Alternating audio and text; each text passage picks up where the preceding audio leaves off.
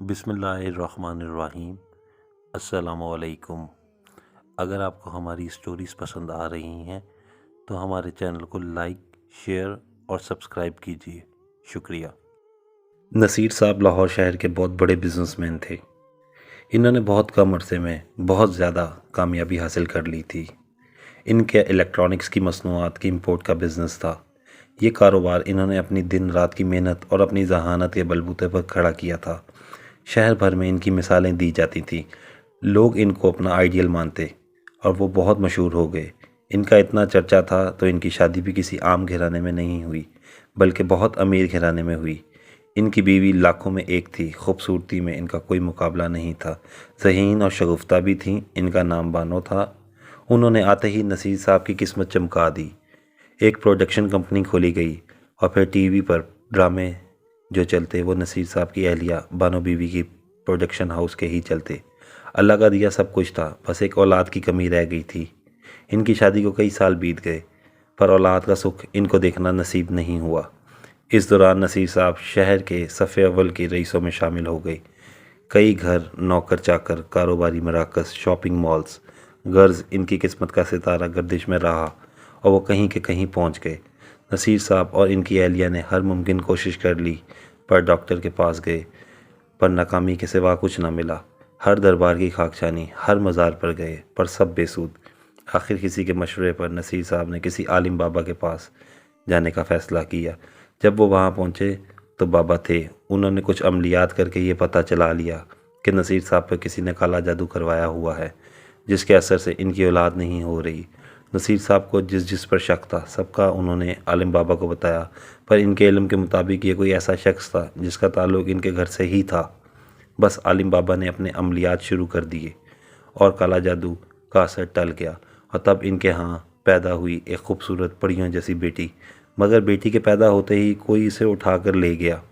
نصیر صاحب نے ہر ممکن کوشش کر ڈالی مگر بیٹی کا کوئی سراغ نہ ملا۔ ٹھیک 21 دن کے بعد کوئی ان کی بیٹی کو واپس ان کے پاس چھوڑ گیا۔ نصیر صاحب یہ ماجرا سمجھ نہیں پائے پر اپنی بیٹی کو دوبارہ پا کر ان کی اجڑی دنیا میں بہار آ گئی۔ سب کچھ بھلا کہ وہ ان خوشیوں کو سمیٹنے میں لگ گئے۔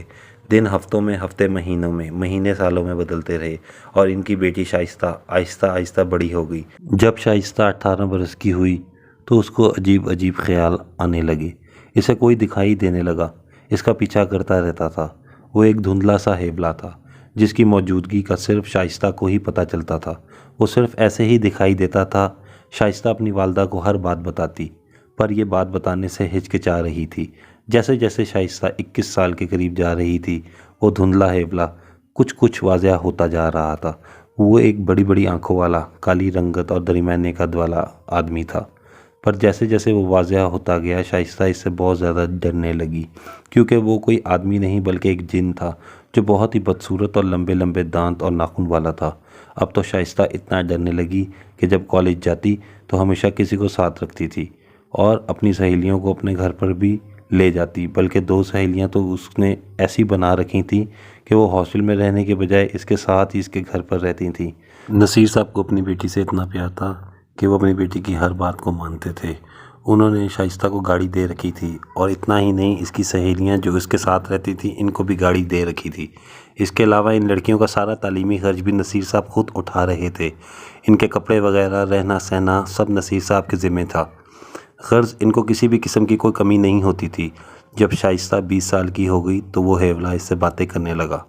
وہ کہتا تھا وہ اسے ٹھیک 21 سال کی عمر میں بیاہ کر لے جائے گا اور یہ کہ وہ اسی کے لیے بنی تھی اور اسی کی ہو جائے گی۔ شائستہ نے یہ سب اپنی والدہ بانو کو، بی بی کو بھی بتا دیا۔ اس کی والدہ نے اس کے والد کو بتایا۔ انہوں نے ایک بار پھر عالم بابا کو بلا لیا۔ عالم بابا اپنے بیٹے کے ساتھ نصیر صاحب کے بنگلے پر آئے۔ ان کا بیٹا ایک نہایت ہی خوبصورت، لمبا چوڑا، ہینڈسم نوجوان تھا۔ شائستہ نے جب اسے دیکھا تو دیکھتی ہی رہ گئی۔ وہ کافی تہذیب اور تمیز والا تھا۔ اس کے علاوہ وہ بھی ایک عالم تھا اور عالم بابا کی بہت مدد کر رہا تھا۔ عالم بابا نے پتہ لگایا جو ہیبلا یا جن شائستہ کو دکھ رہا ہے وہ بھی کالے جادو کا نتیجہ ہے اور شائستہ کا پیدائش کے وقت 21 دن کے لیے اٹھائے جانا اس کالے علم کو سر انجام دینے کے لیے ہی تھا۔ اور اب اس کا توڑ یہ تھا کہ شائستہ کو فوراً شادی کر لینی چاہیے۔ اس تجویز پر نصیر صاحب نے عالم بابا سے ان کے بیٹے کا ہاتھ مانگ لیا۔ وہ لڑکا نصیر صاحب کو بھی پسند آیا تھا۔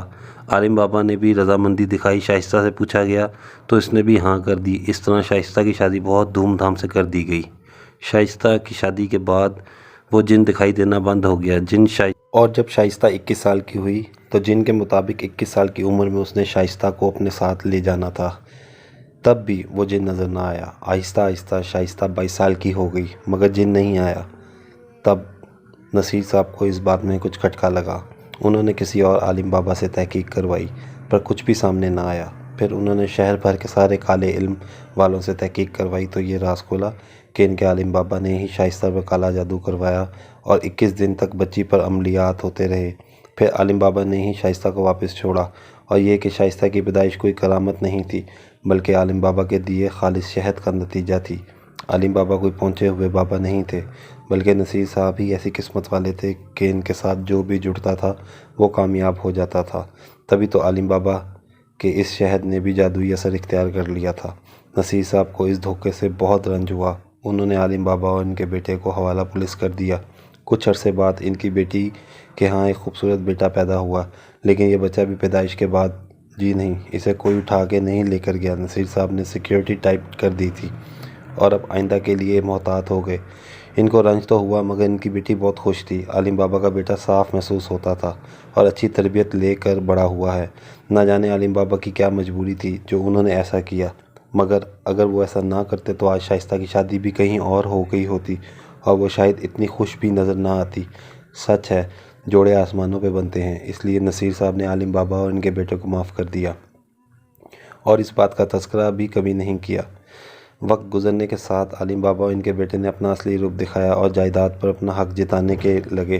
شائستہ پر بھی ظلم و ستم ہونے لگا۔ والدین کی مجبوری کا فائدہ اٹھاتے ہوئے انہوں نے جائیداد اپنے نام کرا لی اور اس طرح نصیر صاحب کے داماد کی وجہ سے ان کو ہارٹ اٹیک آیا اور وہ اس فانی دنیا سے کوچ فرما گئے۔